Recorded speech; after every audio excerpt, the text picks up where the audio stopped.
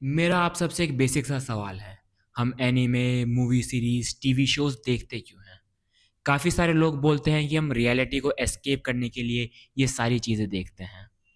But क्या ये सच में हम सिर्फ़ एस्केपिज़्म के लिए करते हैं?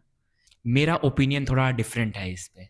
मुझे लगता है कि हम रियलिटी को और अच्छे से एक्सपीरियंस करने के लिए एनीमे और मूवी सीरीज़ देखते हैं, ताकि हम रियलिटी को उसके फुलेस्ट एक्सटेंट तक जी पाएँ। लाइफ़ को एक्सपीरियंस करने का सबसे बेस्ट तरीका है इमोशंस से।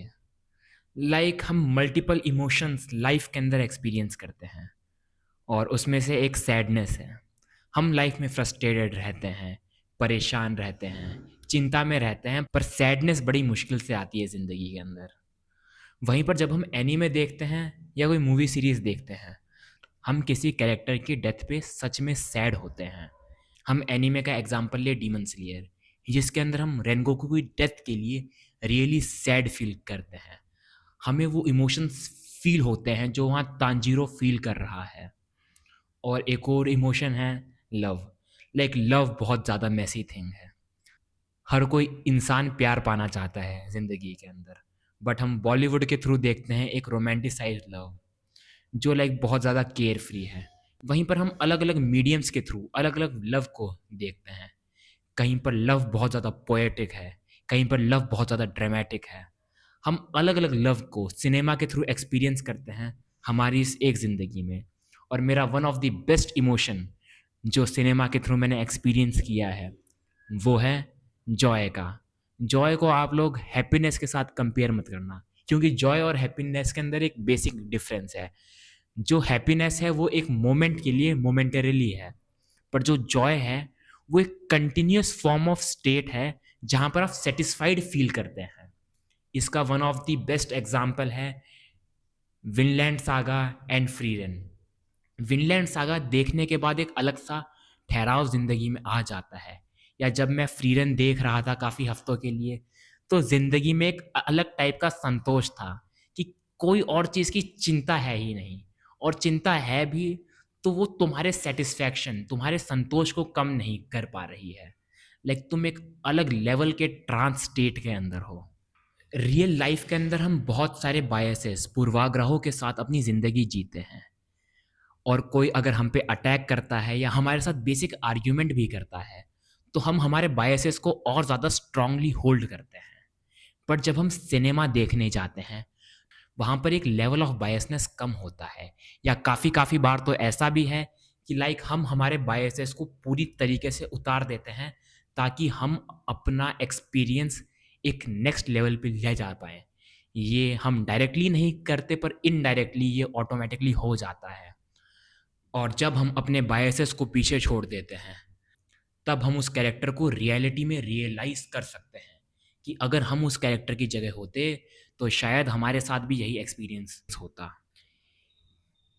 एक आदमी औरत की तरह सोच नहीं सकता, जी नहीं सकता, और ना ही एक औरत आदमी की तरह सोच सकती है और जी सकती है। पर सिनेमा के अंदर हमें एक टाइम के लिए अपने जेंडर को तक पीछे छोड़ने का मौका मिलता है कि हम अपने सारे के सारे बायोलॉजिकल, सोशल कंडीशनिंग को पीछे छोड़ दें और एक रियल लाइफ जिएँ। तभी तो एक आदमी के स्ट्रगल औरत समझती है और औरत के स्ट्रगल आदमी समझ पाता है। और ये one of the best way है ह्यूमन्स के अंदर एम्पैथी जनरेट करने का। आप एक इंसान को बता सकते हो कि दूसरे इंसान के जूतों में रख के चलना कैसा होता है, और शायद से कोई इंसान ये समझ सकता है कि आपके जूतों में चलना कैसा होता है। ये एक बहुत खूबसूरत चीज़ है जो सिनेमा हमें सिखाती है, जो हमें महसूस कराती है। इसके अलावा जो थ्योरीज़ और कॉन्सेप्ट हम रियल लाइफ में पढ़ते हैं, capitalism, communism, anti war aspect और बहुत सारी चीज़ें, वो सारी चीज़ें हम सिनेमा के अंदर भी देख सकते हैं। One of the best example होगा कैपिटलिज्म और साइंस का साइबरपंक, कि हम साइंस और कैपिटलिज्म में नेगेटिव रास्ते में कैसे बढ़ सकते हैं। ये भले ही एक हाइपोथेटिकल चीज़ हो, पर इसके होने की प्रोबेबिलिटी बहुत ज़्यादा है। और वहीं हम देखें एंटी वॉर का एस्पेक्ट, तो स्टूडियो जिबली की बहुत सारी मूवीज़ हैं जो एंटी वॉर पे बहुत ज़्यादा एम्फेसिस करती है। वो बताती है कि वॉर सिर्फ 2 नेशंस के बीच की जंग नहीं है, ये कई सारे इंसानों की कुर्बानी है। और साथ ही साथ काफ़ी सारे हाइपोथेटिकल सिनेरियोज जो रियल लाइफ में एग्जिस्ट हो ही नहीं सकते, like superheroes, Marvel, DC. और one of the most realistic example मुझे लगता है द बॉयज़ या एनिमे के वर्ल्ड के अंदर माई हीरो अकेडमिया। तो हम ऐसे ऐसे एक्सपेरिमेंट्स को, आइडियाज़ को सिनेमा के थ्रू एक्सपीरियंस कर सकते हैं जो रियल लाइफ में कभी एग्जिस्ट हो ही नहीं सकते। और आखिर में ये इस बात का सबूत है कि हम इंसान आर्ट और आर्टिस्ट से कितने ज़्यादा प्यार करते हैं, क्योंकि हमें पता है एक बेहतरीन आर्ट एक बेहतरीन एक्सट्रीम इमोशन के थ्रू आती है, और मोस्ट ऑफ द टाइम वो एक्सट्रीम इमोशन सैडनेस होता है, अनफॉर्चुनेटली। और इसी बात पे मैं लियो टॉल्स्टॉय का एक कोट कहना चाहूँगा। आर्ट का मेन काम है एक इंसान के इमोशन को दूसरे इंसान तक ट्रांसफ़र करना। अगर एक आर्टिस्ट ने कोई दुख, दर्द या तकलीफ़ महसूस की और उसने उसे अपने आर्ट के ज़रिए इस तरह एक्सप्रेस किया कि देखने वाला भी वही दुख अपने दिल में महसूस करे, तो समझ जाना वो सच्ची आर्ट है। अगली बार कोई भी आपसे पूछे कि भाई तू ये एनीमे, मूवी, सीरीज़ और मूवी देख क्यों रहा है?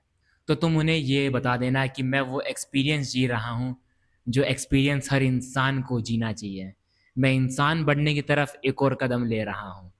बाकी आप अपना एक्सपीरियंस कमेंट में शेयर करें कि आप एनीमे, मूवीज़, वेब सीरीज़ या सिनेमा इन जनरल देखते क्यों हैं?